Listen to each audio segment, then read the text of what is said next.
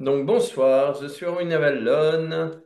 Vous voyez un Avallone frétillant, comme un menu fretin qui se promène en profondeur des océans, car le printemps est arrivé. Je dois dire que ça me donne une grande stimulation. Vive le printemps et en même temps, avec le printemps, eh bien, la fête de Pâques à accueillir. Et donc, ce soir, peut-être quelques mots sur la fête de Pâques. Ce soir, c'est le dimanche des Rameaux. Bon, alors, le dimanche des Rameaux, c'est quand Jésus arrive à Jérusalem, juché sur un âne, et que les habitants de Jérusalem l'accueillent avec des palmes en signe de bienvenue, car ils s'attendent à ce que Jésus prenne le pouvoir temporel. Donc en fait, on sait qu'ils en avaient un peu marre du roi Hérode. Le roi Hérode s'était érodé, va-t-on dire, avec le temps, et donc on lui attendait un successeur qui soit un peu plus frétillant, comme les petits poissons dont je parlais tout à l'heure. Et c'est très intéressant parce que l'âne, c'est vraiment le symbole de Saturne. C'est l'animal travailleur, infatigable, qui ne recule devant aucune tâche, euh, même les plus sommaires et les plus épuisantes. Voilà. Et donc, il représente la résistance, euh, la résilience, et puis la continuité, et puis le sens de l'effort. Et quelque part, cette entrée à Jérusalem sur le dos d'un âne est un peu représentative de Saturne euh, qui n'est pas toujours un bon messager.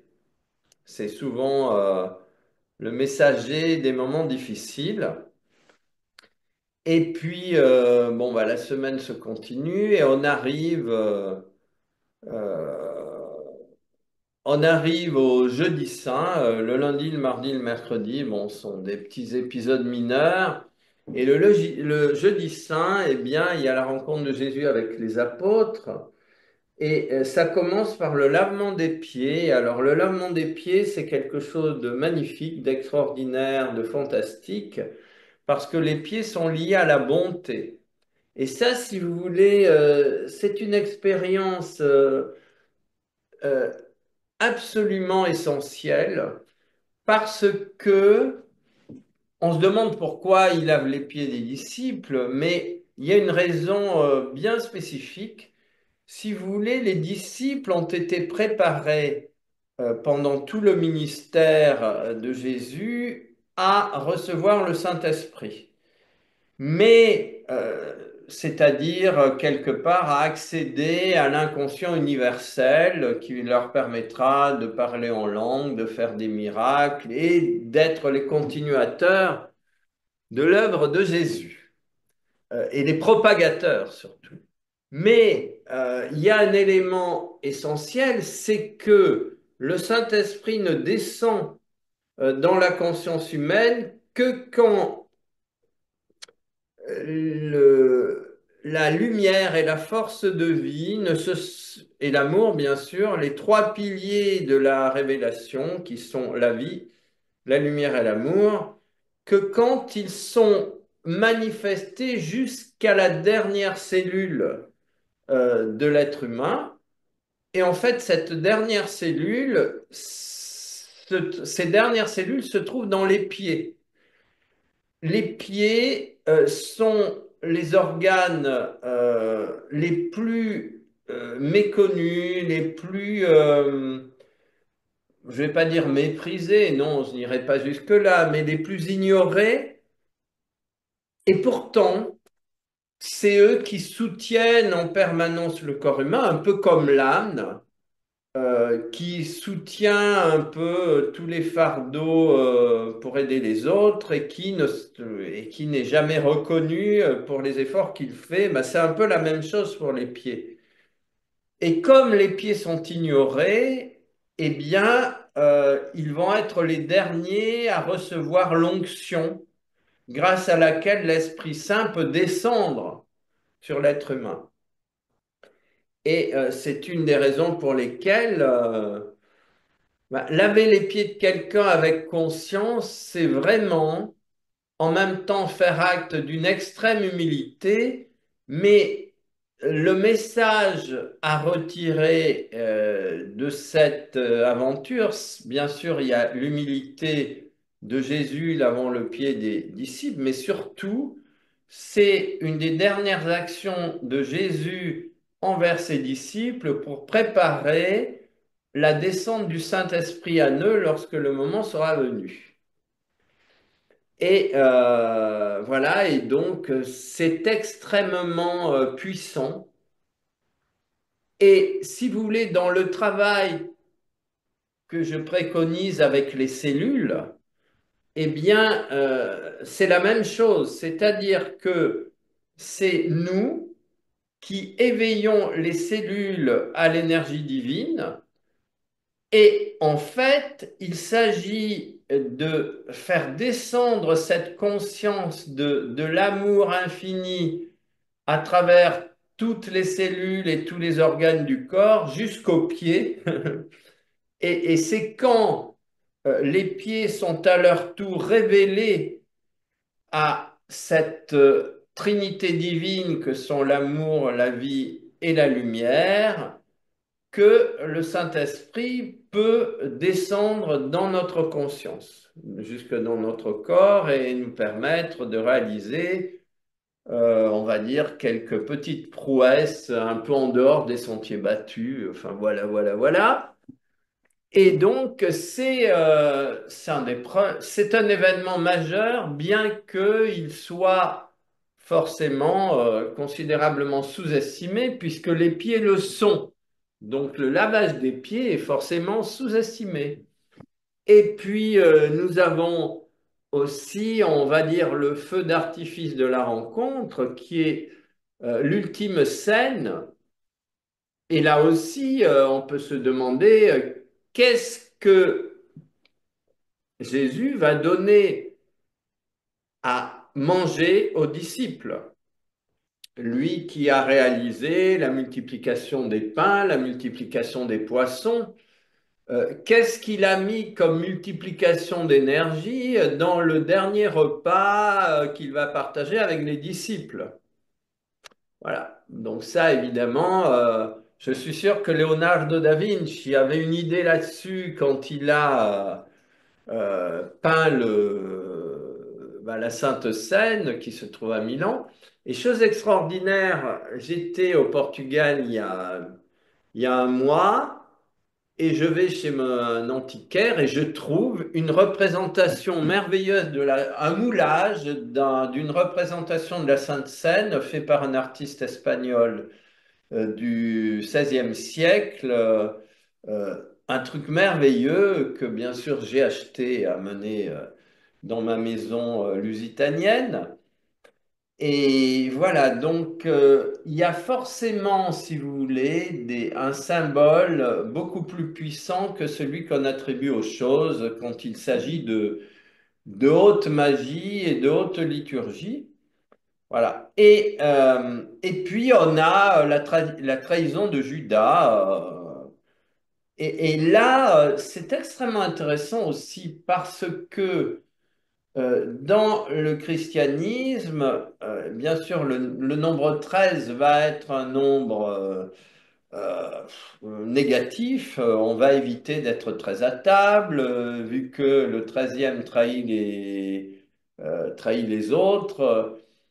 Et en même temps, si on part en Amérique du Sud et qu'on va chez les Mayas, le nombre 13 est absolument le nombre magique par excellence parce que 12 représente l'énergie du zodiaque et 13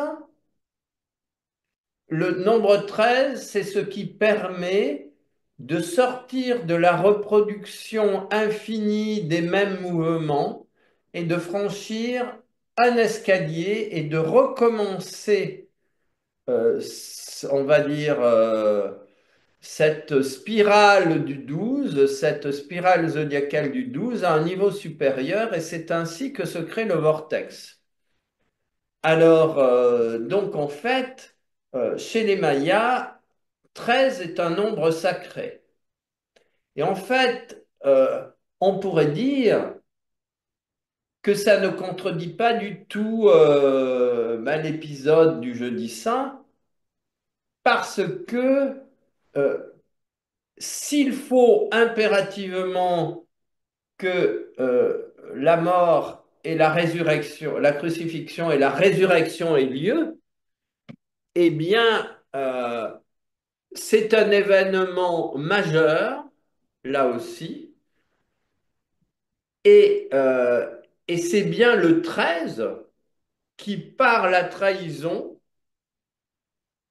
rend possible la crucifixion et la résurrection.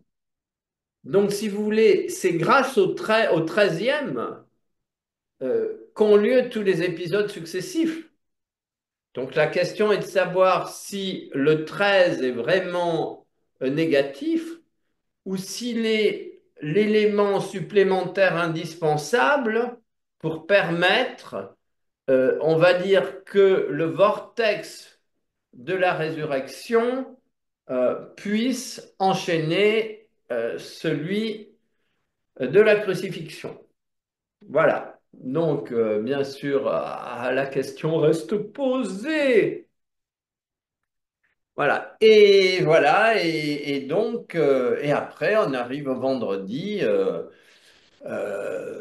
Le chemin de croix, bon, à Jérusalem, inutile de vous dire que pendant 19 ans, j'ai étudié entre minimum un mois par an à Jérusalem, donc entre le Saint-Sépulcre, le Saint-Sépulcre, le dôme du Rocher, les parois du temple de Jérusalem.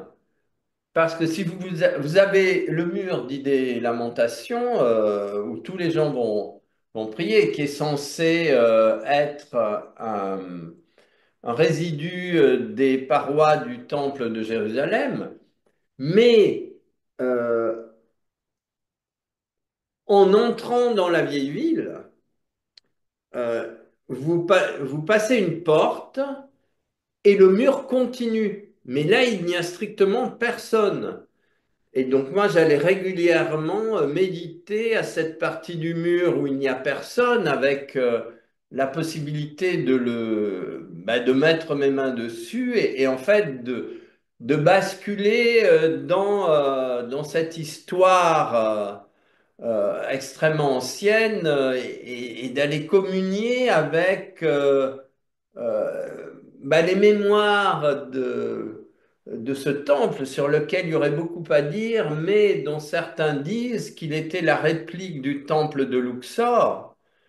Et le temple de Luxor en Égypte a cette caractéristique d'être un homme couché qui regarde le ciel. Et on retrouve ce symbole du temple de Salomon et de ce corps de l'homme qui est un temple. Voilà, bon, je ne vais pas non plus épiloguer. Alors, j'ai donné beaucoup de conférences sur la fête de Pâques, sur la crucifixion, sur la résurrection. Donc, le vendredi, il y a la crucifixion, suivie de la mort au tombeau, de la mise au tombeau, avec cette énorme pierre qui est censée fermer le tombeau. Et puis le dimanche, une des Maries arrive et puis il n'y a plus personne. Et il me semble que ça pourrait bien être Marie-Madeleine, enfin, ou en tout cas une des Maries.